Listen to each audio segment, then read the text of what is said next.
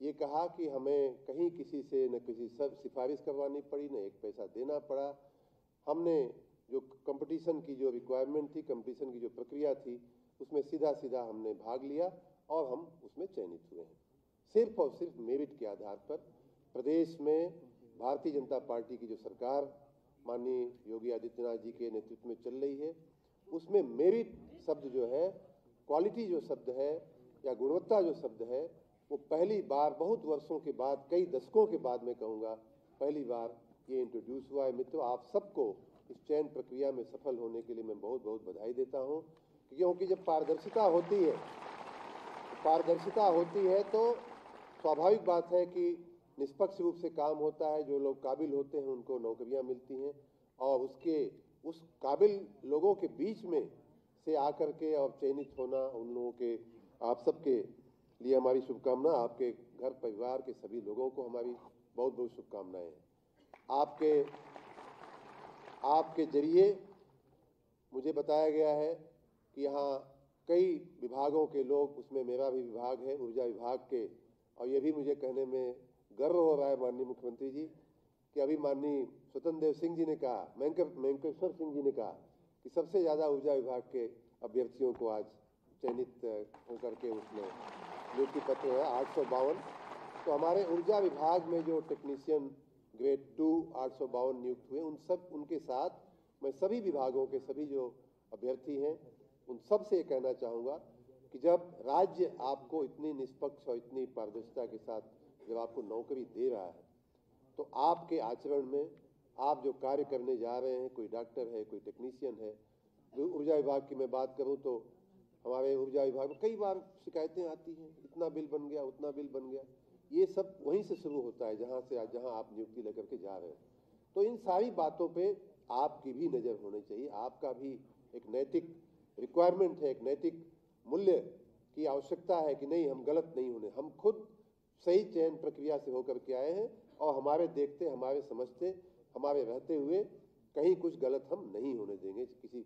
और विशेष रूप से अपने समाज में जो कमजोर वर्ग के लोग हैं, चाहे महिलाएं हों, चाहे बच्चे हों, चाहे विभिन्न जातियों के जो कमजोर वर्ग जिनको कहा जाता है सामाजिक रूप से, ऐसे लोग हों, अनुसूचित जाति के लोग हों, अनुसूचित जनजाति के लोग हों, पिछड़े वर्ग के लोग हों, जिन्हें हमारे सहारे की आवश्यकता है, उन्हें आप जरूर अपना सहारा वाला हाथ उनके ऊपर रखना।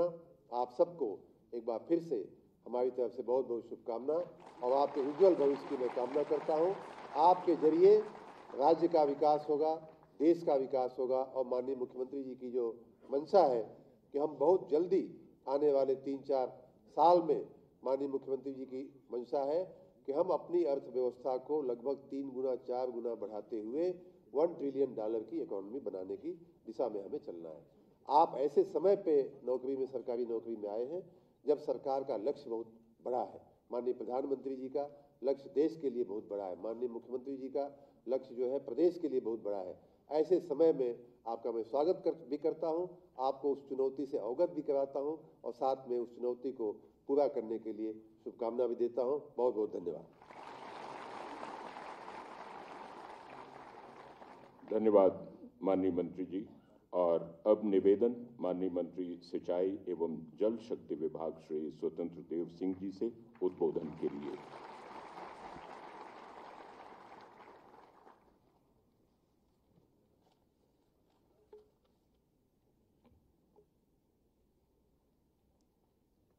आप सब इसी राज्य में पढ़े लिखे हैं कि बाहर से पढ़कर नौकरी पा रहे हैं?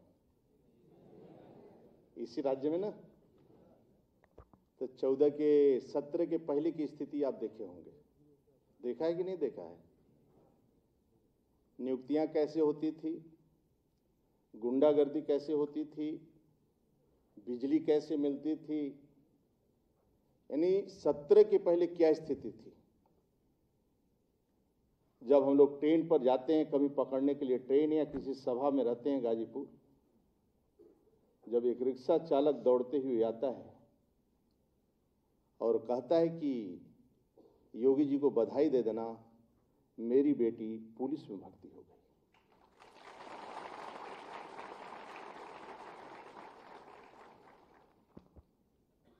जब शराब उतारने वाले थारू समाज जब वो शराब उतारता है और 17 के बाद जब उसकी बेटी दरोगा में भर्ती होते हैं और वो दरोगा की ट्रेनिंग लेता है तो उसके परिवार के लोग कहते हैं कि जीवन में मेरे जाति और समाज से कोई दरोगा बना है, योगी जी को बधाई दे देना।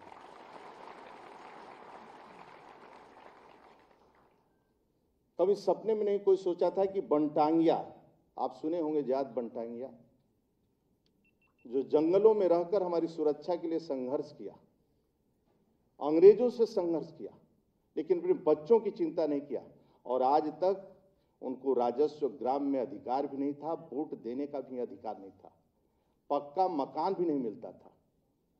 17 के बाद योगी जी के आने के बाद उस बनटांगिया गांव में रात्रि में विश्राम, रात्रि में दौड़ा और उस बनटांगिया समाज के लोगों का पक्का मकान बनाने का कोई काम किया मित्रों, तो योगी जी ने किया। माननीय योगी सरकार का एक ही निवेदन रहता है, तो एक बार बनता है ना कि खड़े होकर तालियों के गड़गड़ाहट से स्वागत करें और अभिनंदन करें। ऐसा मुख्यमंत्री कभी नहीं मिलता है मित्रों। इस राज्य का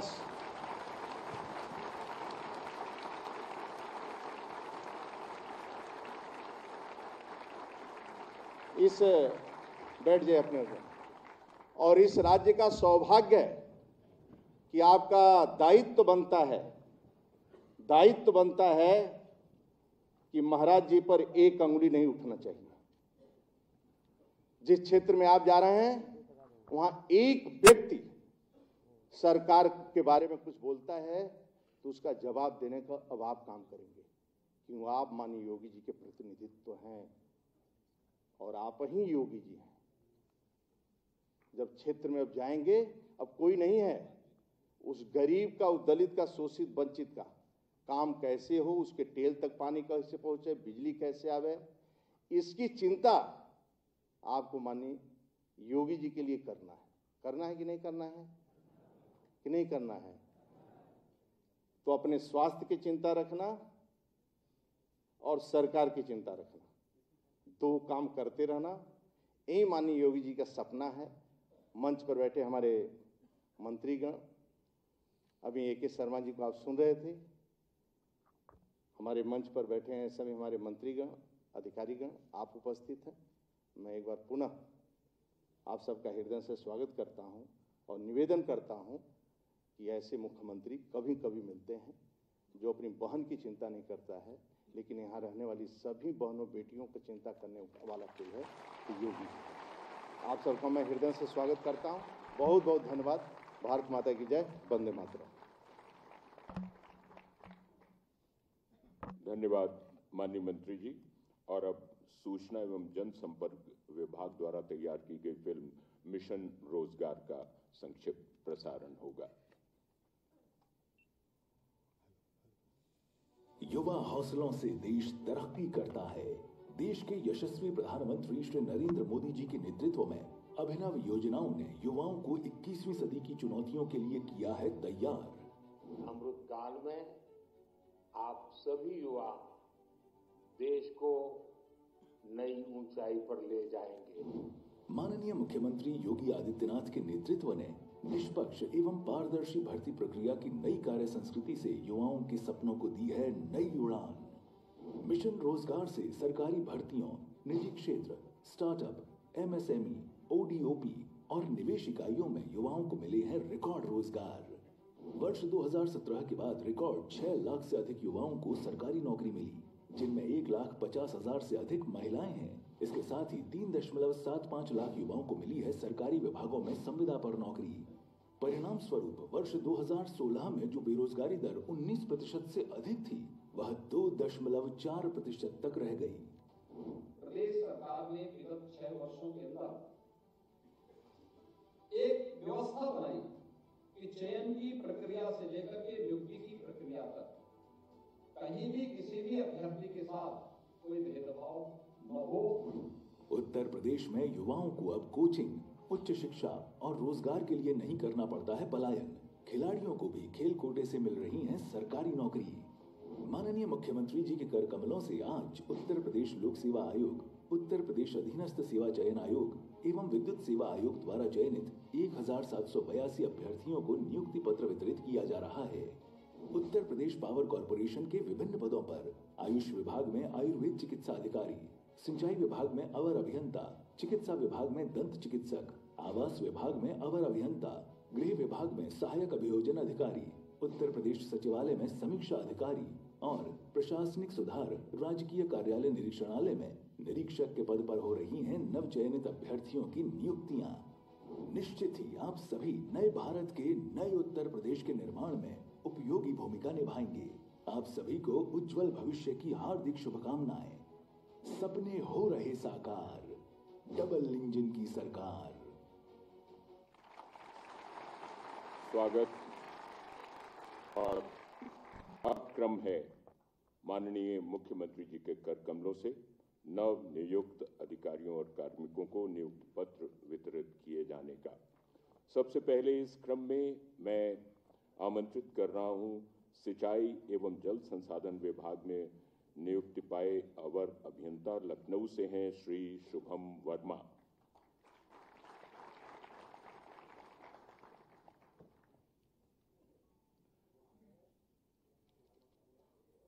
हरदोई से सुश्री अनीता राजपूत, अवर अभियंता। सुश्री अनीता राजपूत, अवर अभियंता, हरदोई से हैं।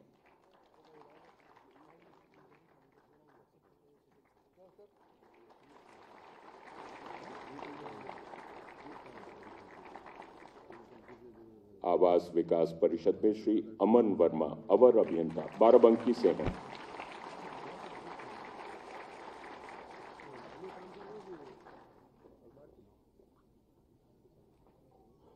अवर अभियंता पद पर सुश्री कामिनी कमल, मैनपुरी से हैं।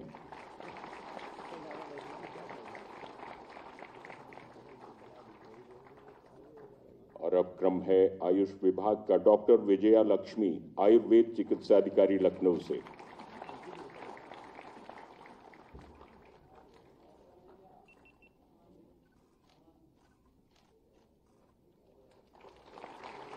डॉक्टर रेणु यादव, आयुर्वेद चिकित्सा अधिकारी, लखनऊ से।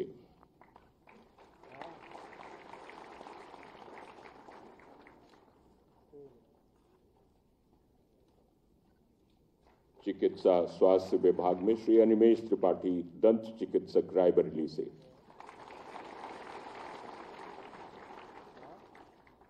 डॉक्टर आशुतोष श्रीवास्तव, दंत चिकित्सक, लखनऊ से।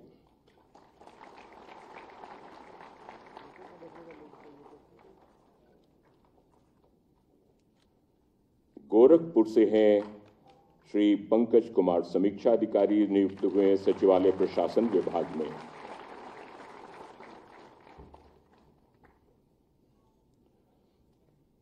लखनऊ से निरीक्षक प्रशासनिक सुधार विभाग में श्री प्रशांत श्रीवास्तव।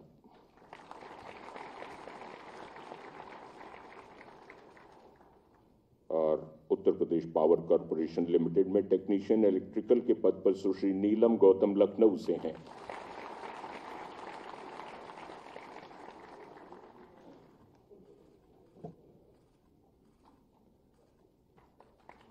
टेक्नीशियन इलेक्ट्रिकल श्री हर्षित सिंह चौहान, लखनऊ से।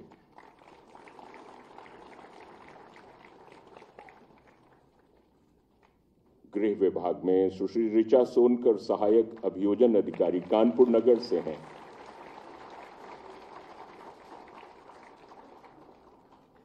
और श्री अनुज तिवारी, सहायक अभियोजन अधिकारी, देवरिया से हैं।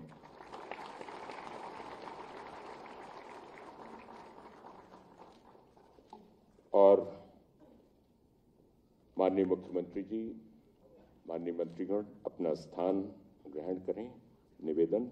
और 5 चयनित अधिकारियों द्वारा अपना अनुभव व्यक्त करने का क्रम है। सर्वप्रथम सुश्री ऋचा सोनकर, सहायक अभियोजन अधिकारी, लोक सेवा आयोग द्वारा चयनित हुई हैं। सुश्री ऋचा सोनकर जी।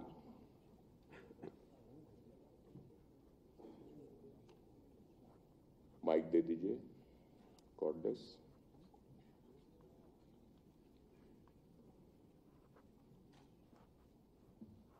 जी। आदरणीय मुख्यमंत्री जी, मंत्रीगण एवं वरिष्ठ अधिकारियों को मेरा प्रणाम। मेरा नाम ऋचा सोनकर है। मैं उत्तर प्रदेश लोक सेवा आयोग द्वारा आयोजित की गई सहायक अभियोजन अधिकारी की परीक्षा वर्ष 2022 में चयनित हुई हूँ। मैं एक सामान्य परिवार से आती हूँ। मेरे माता पिता का संघर्ष और मुख्यमंत्री जी की महिला सशक्तिकरण की मुहिम मेरी प्रेरणा का स्रोत बने। इसी का परिणाम है कि मैं इस पद पे चयनित होने का सौभाग्य प्राप्त कर सकी हूँ। मेरा निरंतर यही प्रयास रहेगा कि मैं मुख्यमंत्री जी की प्राथमिकताओं को ध्यान रखते हुए अपने कर्तव्य का निर्वहन पूरी निष्ठा, लगन व ईमानदारी से कर सकूं। धन्यवाद। बहुत धन्यवाद। डॉक्टर रेणु यादव, आयुर्वेद चिकित्सा अधिकारी, लोक सेवा आयोग उत्तर प्रदेश द्वारा चयनित। सभा में उपस्थित माननीय मुख्यमंत्री जी, समस्त मंत्रीगणों और समस्त विभागों के अधिकारियों का मैं सादर नमन करती हूँ। मेरा नाम डॉक्टर रेणु यादव है और मैं जनपद लखनऊ की निवासिनी हूँ। मेरे पिताजी का देहांत हो चुका है। मेरी माँ एक गृहिणी है। उनके अथक परिश्रम के कारण ही मैं आज यहाँ उपस्थित हूँ। मैं अपने परिवार में पहली सदस्य हूँ जो सरकारी सेवा में जा रही हूँ और इसके लिए मैं माननीय मुख्यमंत्री जी का हृदय से आभार व्यक्त करती हूँ, जिनकी जनहितकारी नीतियों के कारण चिकित्सा अधिकारी आयुर्वेद की परीक्षा का आयोजन पूरी निष्पक्षता और पारदर्शिता के साथ हुआ। धन्यवाद। डॉक्टर आशुतोष श्रीवास्तव, दंत चिकित्सक। माननीय मुख्यमंत्री जी को मेरा प्रणाम। मेरा नाम डॉक्टर आशुतोष श्रीवास्तव है तथा मैं लखनऊ जिले का निवासी हूँ। मैं हम सभी दंत शल्य चिकित्सकों की तरफ से आपको, माननीय मंत्रीगण एवं समस्त वरिष्ठ अधिकारियों को सहृदय धन्यवाद करना चाहता हूँ। हमारा चयन लोक सेवा आयोग की परीक्षा के माध्यम से हुआ है और जिस पारदर्शिता और समयबद्ध तरीके से ये चयन प्रक्रिया संपूर्ण हुई है वह केवल आपके अथक प्रयासों से ही हो पाया है। मैं और हम सभी दंत चिकित्सक आपको आश्वासन देते हैं कि हम सभी माननीय प्रधानमंत्री जी तथा आपके कर्तव्यपरायण एवं कर्मठ चरित्र का अनुसरण करते हुए अपने समस्त कर्तव्यों का पालन अपनी पूरी क्षमता और निष्ठा से करेंगे। जय हिंद, जय भारत। धन्यवाद। श्री शुभम वर्मा, अवर अभियंता सिंचाई एवं जल संसाधन विभाग, उत्तर प्रदेश अधीनस्थ सेवा चयन आयोग द्वारा चयनित। माननीय मुख्यमंत्री जी नमस्कार। मंच पर बैठे सभी मंत्रीगण और मेरे सभी साथी लोगों को मेरा प्रणाम। मेरा नाम शुभम वर्मा है और मैं लखनऊ का ही रहने वाला हूँ। मेरा चयन यूपी अधीनस्थ सेवा चयन आयोग के द्वारा अवर अभियंता के पद पर सिंचाई विभाग में हुआ है। जैसा कि सब जान रहे हैं कि वर्तमान सरकार के द्वारा पूर्ण निष्पक्षता और पारदर्शिता के साथ ये चयन किया गया है। मैं इसके लिए सरकार का तहे दिल से शुक्रिया अदा करता हूँ। मैंने कभी सपने में नहीं सोचा था कि मुझे माननीय मुख्यमंत्री जी के द्वारा उनके कर कमलों से मुझे ये सौभाग्य प्राप्त होगा। मैं आजीवन इसके लिए आपका तहे दिल से आभार प्रकट करता हूँ। और जिस निष्पक्षता और पारदर्शिता से ये चयन हुआ है मेरा, मैं आपको विश्वास दिलाता हूँ कि उसी निष्पक्षता और पारदर्शिता के साथ मुझे जो भी कर्तव्य और दायित्व दिए जाएंगे उनका निर्वहन करूँगा। बहुत अच्छा। सुश्री कामिनी कमल, अवर अभियंता आवास एवं विकास परिषद। प्रदेश के यशस्वी माननीय मुख्यमंत्री जी को मेरा सादर प्रणाम एवं मंच पर उपस्थित सभी मंत्रीगण एवं वरिष्ठ अधिकारियों को मेरा सादर प्रणाम। मेरा नाम कामिनी कमल है। मैं प्रदेश के मैनपुरी जिला के ग्राम जटपुरा की निवासिनी हूँ और मेरा चयन उत्तर प्रदेश आवास एवं विकास परिषद के अवर अभियंता सिविल के पद पर हुआ है। मैं माननीय मुख्यमंत्री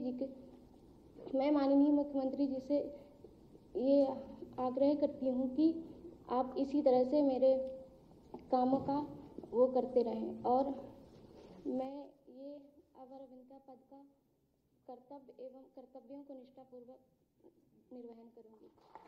बहुत अच्छा।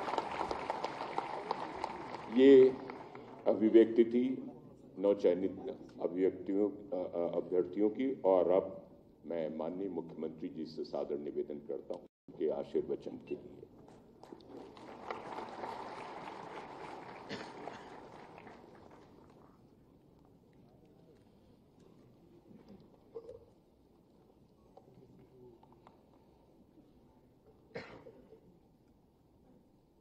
मिशन रोजगार के अंतर्गत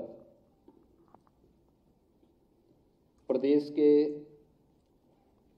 1800 नौजवानों को आज प्राप्त हो रहे नियुक्ति पत्र वितरण के आज के इस कार्यक्रम में प्रदेश सरकार में मेरे मंत्रिमंडल के वरिष्ठ सहयोगी जल शक्ति मंत्री श्री स्वतंत्र देव सिंह जी, प्रदेश के ऊर्जा एवं नगर विकास मंत्री श्री ए.के. शर्मा जी, प्रदेश के आयुष मंत्री श्री दयाशंकर मिश्र दयालु जी, प्रदेश के चिकित्सा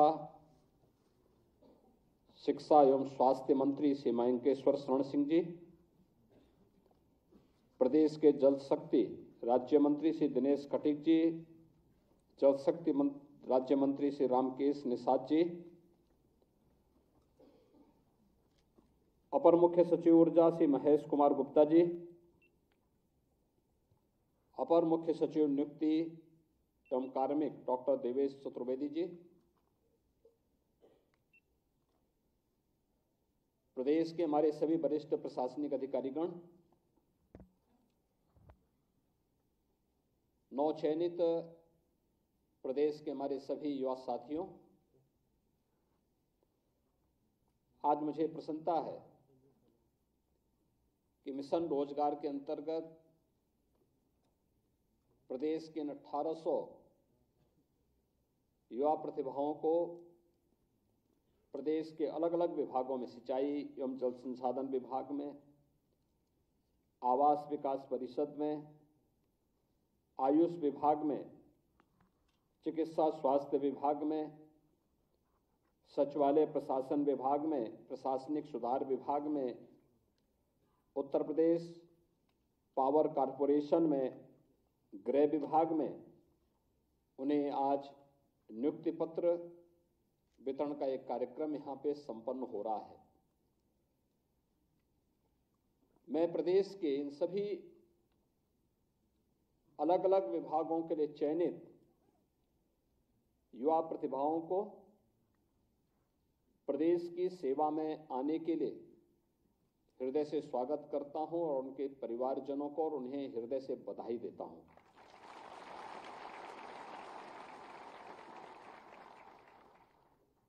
हम सब जानते हैं कि प्रधानमंत्री मोदी जी का जो विजन है वही हम सबका और डबल इंजन सरकार का मिशन भी है। स्वच्छता एवं पारदर्शी तरीके से हर नौजवान को उसका अधिकार प्राप्त हो सके, सरकार इसके लिए पूरी प्रतिबद्धता के साथ कार्य कर रही है और उसी का परिणाम है कि पिछले 7 वर्ष के अंदर 6 लाख से अधिक युवाओं को हम लोगों ने अब तक प्रदेश के शासकीय विभागों में नौकरियां प्रदान कर दी हैं। नियुक्ति की प्रक्रिया सभी आयोग और बोर्डों के माध्यम से निरंतर जारी है। एक तरफ सरकारी विभागों में पूरी शुचिता और पारदर्शिता पूर्ण तरीके से नियुक्ति की प्रक्रिया को संपन्न किया जा रहा है, वहीं प्रदेश के अंदर नौकरी और रोजगार की नई संभावनाओं के लिए भी डबल इंजन की भारतीय जनता पार्टी की सरकार ने जो प्रयास प्रारंभ किए थे, आज उसके सार्थक परिणाम हम सबके सामने देखने को मिल रहे हैं। प्रदेश में सुरक्षा और कानून व्यवस्था की बेहतर स्थिति का परिणाम कैसे होता है, यह आज हम सबके सामने है। जब हम लोग देखते हैं कि जिस प्रदेश में कोई निवेश नहीं करना चाहता था, उस प्रदेश में देश भी और दुनिया भी आज निवेश करने के लिए आ रही है। आपने अभी पिछले दिनों देखा होगा, गत सप्ताह ही प्रधानमंत्री जी ने 10,24,000 करोड़ रुपए के निवेश के प्रस्तावों को जमीनी धरातल पर उतारा था, यानी उनका शिलान्यास का कार्यक्रम संपन्न हुआ। ये 10,24,000 करोड़ रुपए के निवेश के प्रस्ताव का जमीनी धरातल पर उतरने का मतलब आप जानते हैं? 34 लाख से अधिक नौजवानों को सीधे सीधे नौकरी। ये 34 लाख लोग पहले कहां जाते थे? देश के अंदर अलग अलग जगहों पर भटकते थे नौकरी के लिए।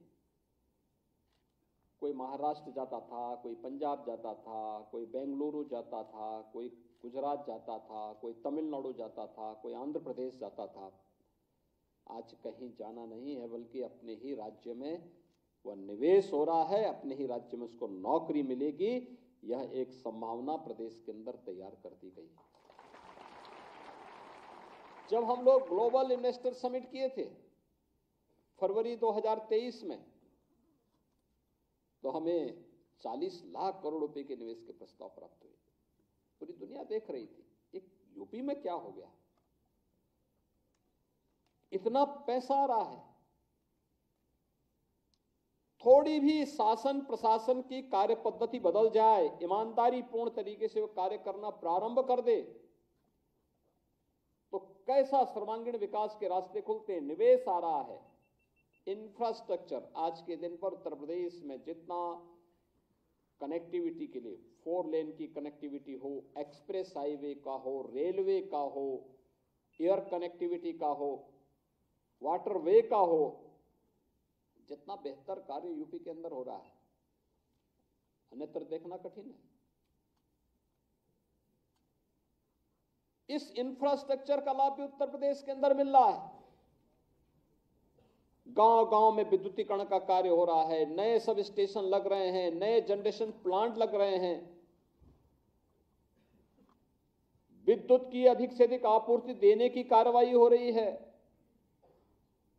नए नए तरीके से लोगों के जीवन में परिवर्तन लाने के कार्य हो रहे हैं।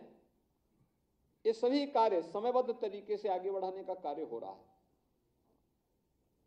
इंफ्रास्ट्रक्चर के साथ साथ सरकार ने तकनीक का उपयोग करते हुए बेहतर व्यवस्था प्रदेश के अंदर तैयार की, खास तौर पर गरीब कल्याण के क्षेत्र में भी।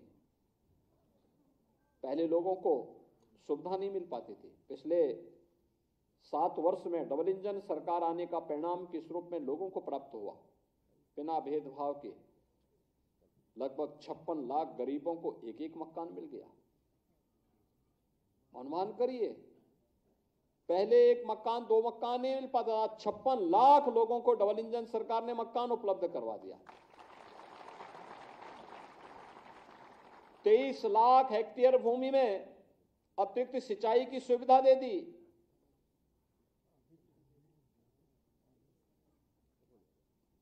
एक 1,21,000 गांव, जहां पे आजादी के बाद क्या, आजादी के पहले या आजादी के बाद कभी बिजली नहीं पहुंची थी, उन गांव में बिजली पहुंचा दी और 1,58,00,000 परिवारों को बिजली के फ्री के कनेक्शन भी उपलब्ध करवा दिए गए।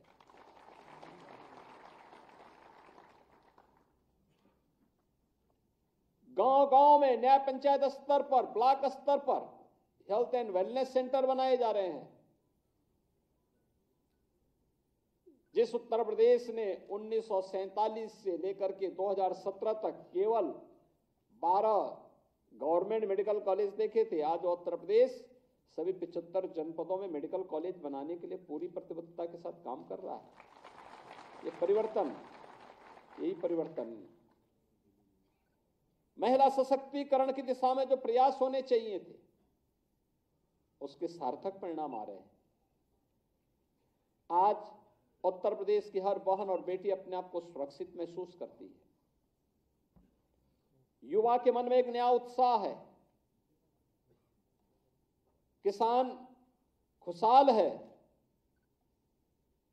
हर एक तबके को बिना भेदभाव के शासन की योजना का लाभ प्राप्त हो रहा है। और उन्हीं स्थितियों में उसी शुचितापूर्ण तरीके से नियुक्ति की प्रक्रिया को आगे बढ़ाने के साथ साथ सरकार पूरी प्रतिबद्धता के साथ कार्य कर रही है। हम लोगों ने पहले दिन से संकल्प लिया था कि नियुक्ति की प्रक्रिया अगर ईमानदारी पूर्वक आगे नहीं बढ़ पा रही ये युवाओं के साथ खिलवाड़ है और अपनी प्रतिभा को पलायन करने के लिए मजबूर करता है। ये एक राष्ट्रीय पाप है अगर युवा के साथ अन्याय होता है तो। और जो भी पहले दिन से हम लोगों ने तय किया है कि युवाओं के जीवन और उनके भविष्य के साथ जो खिलवाड़ करेगा, हम लोग भी जीरो टॉलरेंस की नीति को अपना करके उन तत्वों से उतनी ही सख्ती और कठोरतम तरीके से निपटने का काम करेंगे जो हमारे युवाओं के भविष्य के साथ खिलवाड़ करने का दुस्साहस करेगा। और सरकार ने जो कार्रवाई प्रारंभ की है, प्रारंभ में भी की थी, अब फिर एक बार और कार्रवाई हम लोग करने जा रहे हैं ऐसे लोगों को खिलाफ। क्योंकि हम लोग तकनीक का उपयोग करते हैं तो हम लोगों के समान ही वे तत्व भी तकनीक का उपयोग करने लगते हैं। कभी कभी मैं सोचता हूं कि अगर वे लोग भी अगर सकारात्मक सोच रखते तो संभवतः गलत काम नहीं करते, अच्छी दिशा में आगे बढ़ते, खुशहाल का जीवन व्यतीत करते। लेकिन अब वे न घर के रहेंगे न घाट के रहेंगे, क्योंकि अब तो सरकार जब अपनी कार्रवाई कर रही है तो बहुत बड़ी कार्रवाई हम लोग ऐसे तत्वों के खिलाफ करेंगे जो युवाओं के भविष्य के साथ खिलवाड़ करेंगे। और कार्रवाई भी ऐसी होगी, क्योंकि हम लोग जब कार्रवाई करते हैं तो उसको एक ऐसा प्रस्तुत करते हैं वो नजीर बन जाए, नजीर बनवाएंगे, दोषों को के सामने एक उदाहरण प्रस्तुत करवाएंगे। आज मुझे प्रसन्नता है कि सचिवालय जो प्रशासनिक सुधार विभाग के निरीक्षक में 9 लोगों को, आयुष विभाग में आयुर्वेद के हमारे चिकित्सा अधिकारी के रूप में 360 चिकित्सकों को, सिंचाई एवं जल संसाधन विभाग में अवर अभियंता के 234 अभियंताओं को, आवास विकास परिषद में अवर अभियंता के 123 अभ्यर्थियों को, डेंटल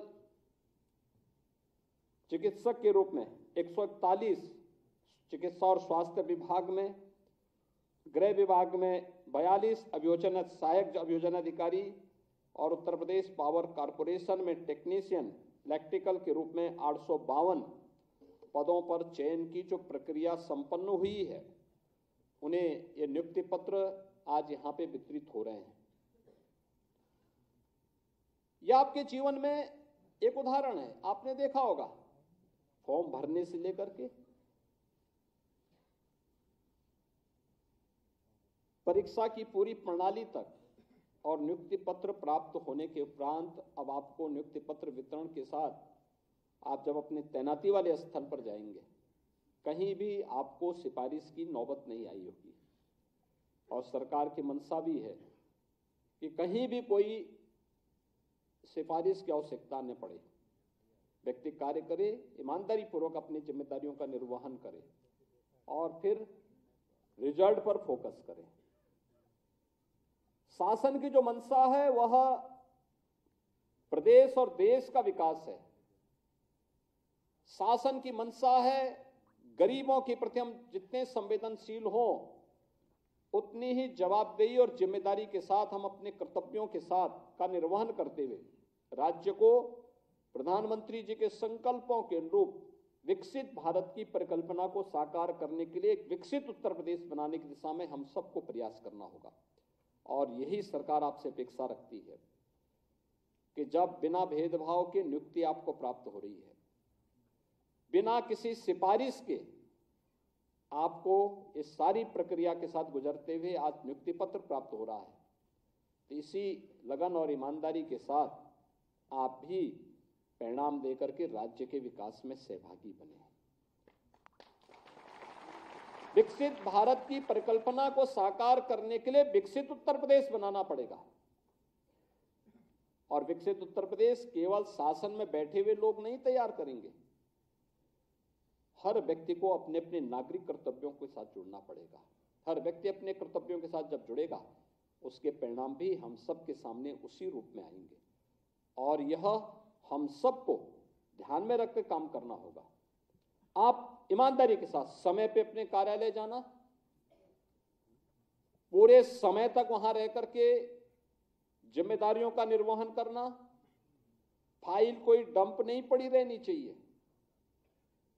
अगर आप प्रतिदिन के कार्य को समय पूर्व उसको वहां पे संपन्न करके आगे बढ़ेंगे तो आपके पास जानकारी, विभागीय जानकारी भी होगी, आपका उससे विभागीय जानकारी से नॉलेज भी होगा, अलग अलग क्षेत्र में जाने के बारे में वहां की जानकारियां भी मिलेंगी और साथ साथ अपने कार्य से संतुष्टि भी होगी।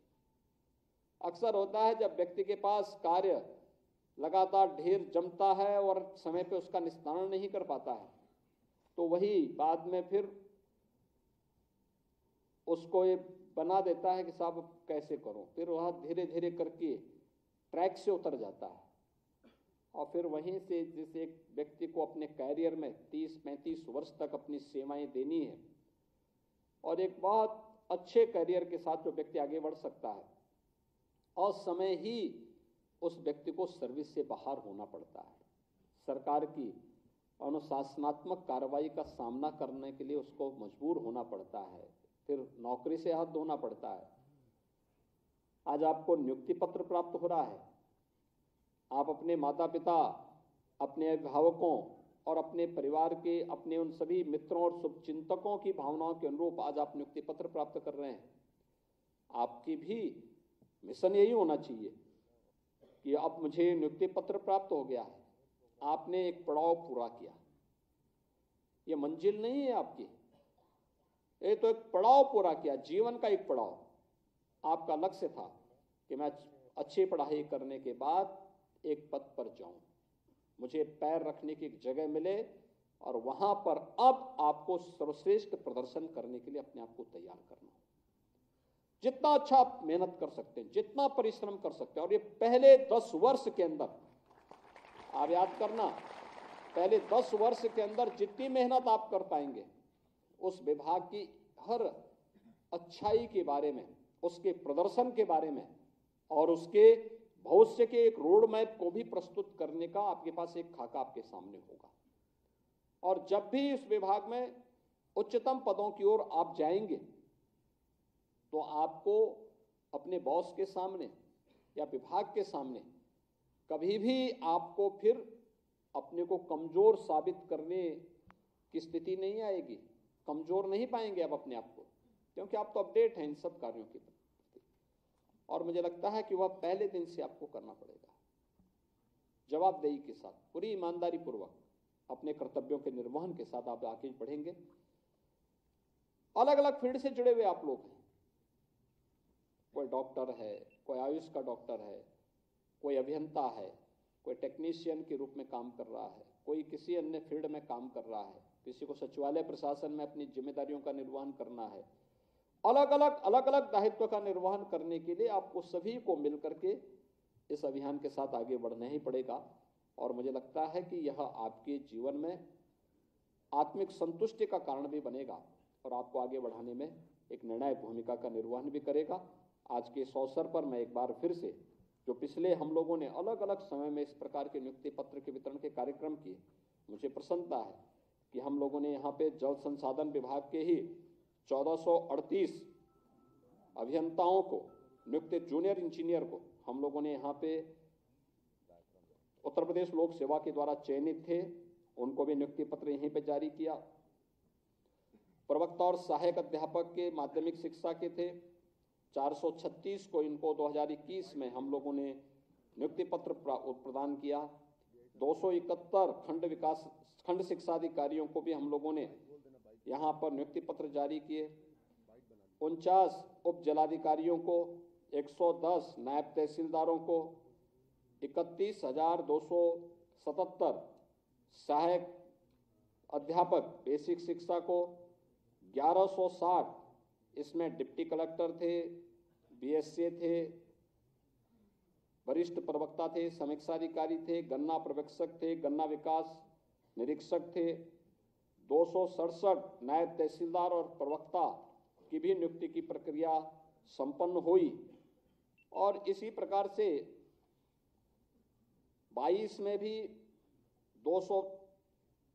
332 आबकारी कांस्टेबल का, 1354 स्टाफ नर्स का, 431 वरिष्ठ प्राविधिक सहायक कृषि सेवा से जुड़े हुए थे। 9055 सब इंस्पेक्टर को हम तैनाती इससे पहले दे चुके हैं। 496 उत्तर प्रदेश लोक सेवा द्वारा आयोजित जो PCS के 9 चयनित अधिकारी थे उनको, 795 विभिन्न विभागों में 9 चयनित अधिकारी और कर्मचारी थे उनको, 7182 ANM को भी नियुक्ति पत्र मुझसे पहले यहाँ पे प्रदान कर चुके हैं। उप निरीक्षक, सहायक उप निरीक्षक के भी 1148 को हम लोगों ने यहाँ पे नियुक्ति पत्र दिया। 277 आरक्षी जो कुशल खिलाड़ी थे, यानी उत्तर प्रदेश ने अपने खिलाड़ियों को भी नियुक्ति पत्र देना प्रारंभ किया है। अभी आपने देखा होगा एशियन गेम में और ओलंपिक में जिन्होंने उत्तर प्रदेश के खिलाड़ियों ने गोल्ड मेडल जीते थे, उन्हें हमने सीधे डिप्टी SP बनाया। 500 खिलाड़ियों को जिन्होंने इंटरनेशनल नेशनल गेम्स में मेडल प्राप्त किए थे, उन्हें भी हम लोगों ने प्रदेश की शासकीय सेवा में अलग अलग दायित्वों को देकर के उन्हें शासकीय सेवा में लिया है। ऐसे इसमें 277 पुलिस सेवा में लिए गए थे, 510 समीक्षाधिकारी और समीक्षाधिकारी के वरिष्ठ सहायक के रूप में भी लिए थे। 2023 में 400 ऐसे समीक्षाधिकारियों का चयन किया गया। 1573 ANM इनको भी चयन किया गया।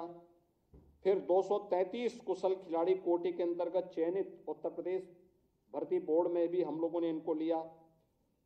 240 कनिक सहायक को, 393 होम्योपैथिक फार्मासिस्ट को और 242 सहायक बोरिंग टेक्नीशियन नमामि गंगे परियोजना के अंतर्गत इन्हें लिया गया। 2468 सहायक आचार्य, स्टाफ नर्स, आयुष चिकित्सक का भी चयन किया गया। यानी कुल मिलाकर के हमने पिछले 1-1.5 वर्ष के अंदर 62,000 से अधिक ये सरकारी नियुक्ति फिर से उत्तर प्रदेश के युवाओं को प्रदान किया है।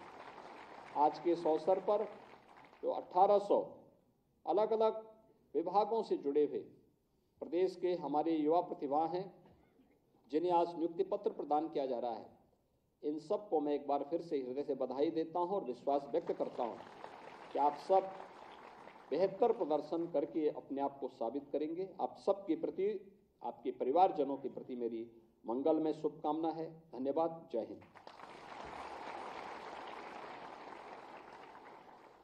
साधुवाद। माननीय मुख्यमंत्री जी के आशीर्वचन का एक बार आप पुनः करतल ध्वनि से स्वागत करें। अब मेरा निवेदन अपर मुख्य सचिव ऊर्जा विभाग श्री महेश कुमार गुप्ता जी से धन्यवाद ज्ञापन करने के लिए।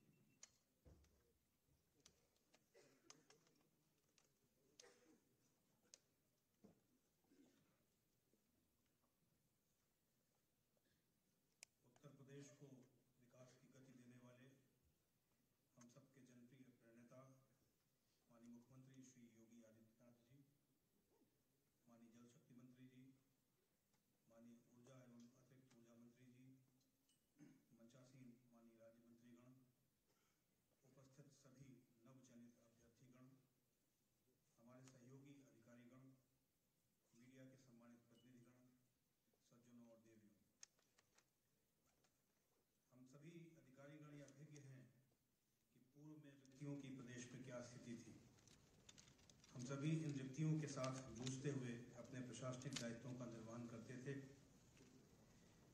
किंतु 2017 से जब से हमारे माननीय मुख्यमंत्री जी की इस प्रदेश में नेतृत्व प्रदान हुआ, ये उन्हीं की ही सोच थी कि प्रदेश में उनकी प्रेरणा से इन रिक्तियों को भरने की शुरुआत हुई। यह रिक्तियों को केवल भरने की शुरुआत नहीं थी, वरन एक ऐसी व्यवस्था स्थापित एवं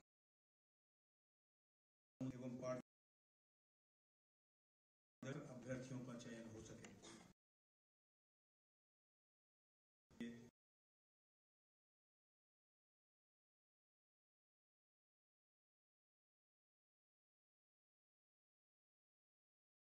आ सका। उनकी प्रेरणा हम सभी का शाश्वत मार्गदर्शन करती रहेगी, ऐसा मेरा विश्वास है।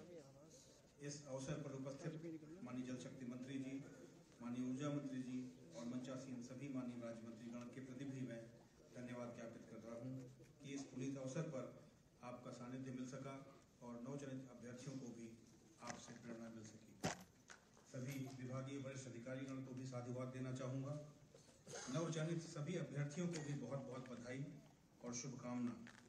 आज एक ऐसा अलौकिक क्षण है आपके जीवन में जब आप जन सामान्य से जन सेवक की श्रेणी में आ गए हैं और जन सेवक के क्या दायित्व होंगे इसकी व्याख्या माननीय मुख्यमंत्री जी ने भी स्वयं आपके सामने प्रस्तुत की है। मुझे विश्वास है कि आप सभी माननीय मुख्यमंत्री जी की प्रेरणा से ओतप्रोत होकर उनकी अपेक्षाओं के अनुरूप अपने दायित्वों का निर्वहन कर सकेंगे। मीडिया बंधुओं को भी मैं बहुत बहुत धन्यवाद और आभार व्यक्त करता हूँ। एक बार पुनः सभी को धन्यवाद ज्ञापित करते हुए अपनी वाणी को विराम देना चाहता हूँ। जय हिंद, जय भारत। बहुत बहुत धन्यवाद।